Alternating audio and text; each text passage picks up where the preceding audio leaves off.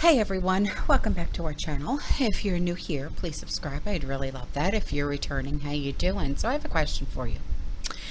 Would you eat industrial byproducts like sawdust? Just a question.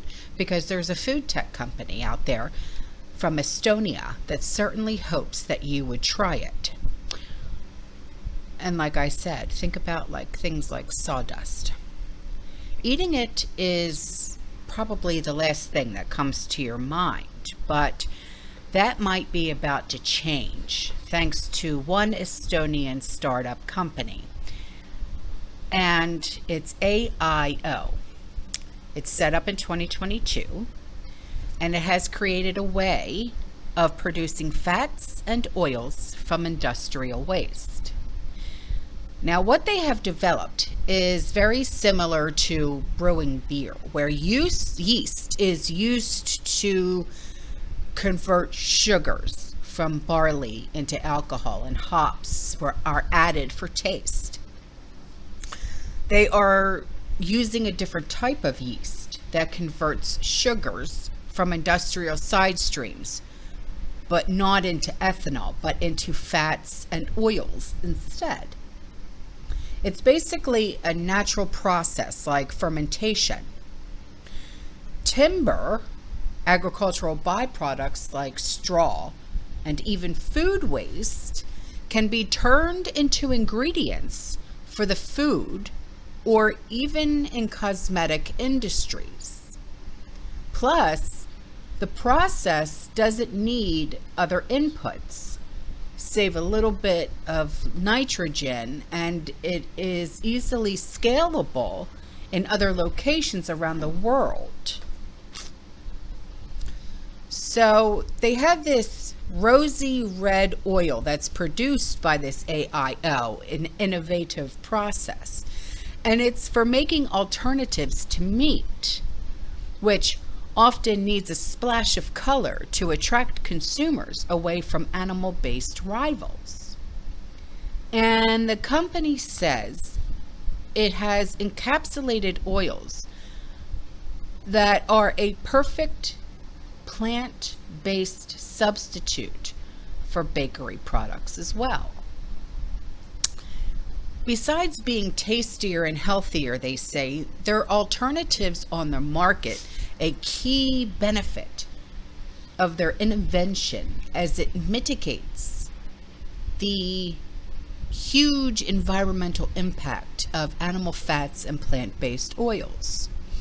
Producing palm oil, which is a myriad of everyday products like spreads and shampoos and body washes, and this has caused devastating deforestation across Asia, Africa, Latin America, and that's according to the World Wildlife Fund. They claim that their process can improve food security when local inputs are used, citing how the pandemic and the Ukraine war disrupted the global supply chains.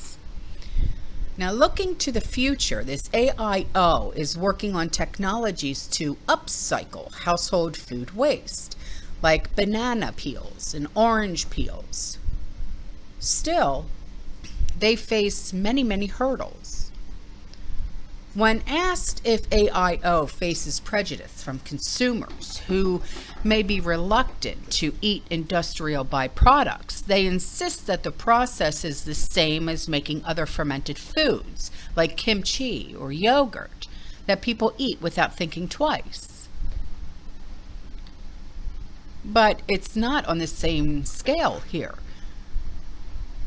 because you're taking sawdust and food waste and making it into a new food.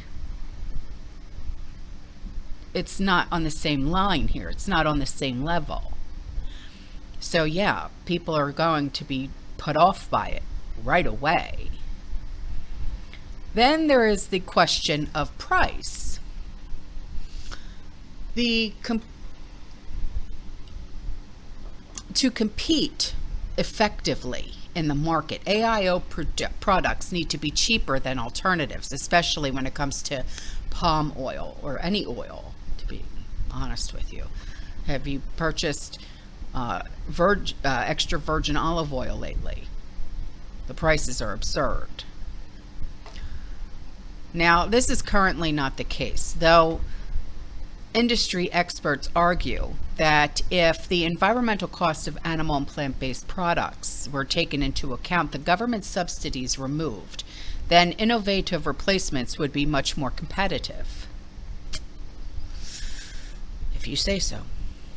So, AIO has raised £1 billion, because they're in the UK, from investors at the start of 2023 to support its bid to revolutionize the food industry.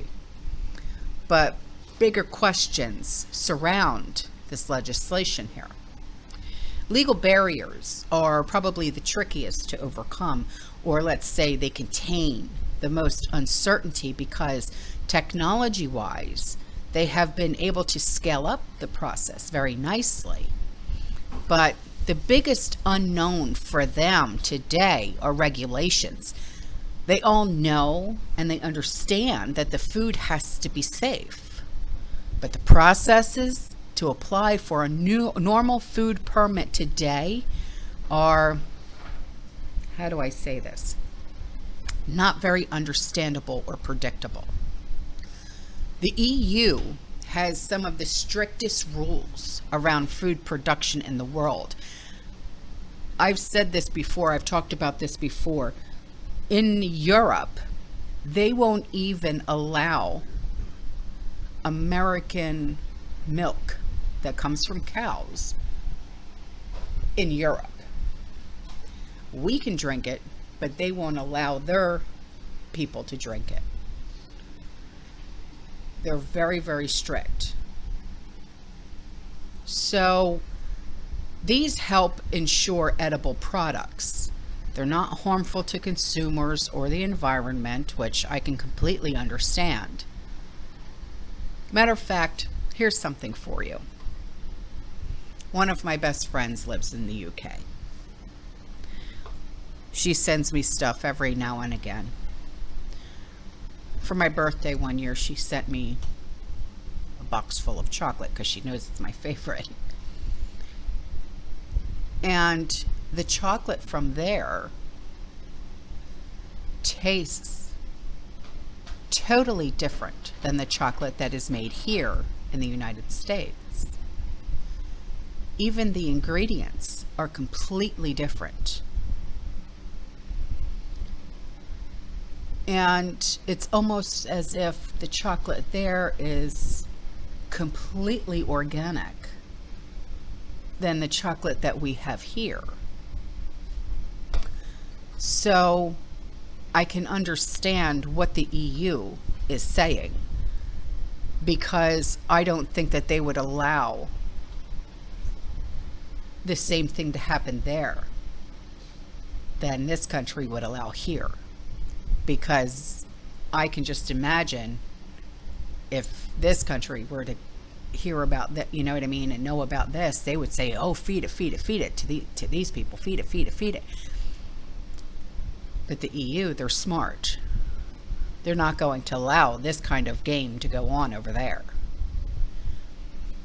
So, however, there are some experts and industrial figures that have argued that EU laws hinder food innovation, and it's not true. They just don't want garbage on the plates of their citizens. Not like how it is over here.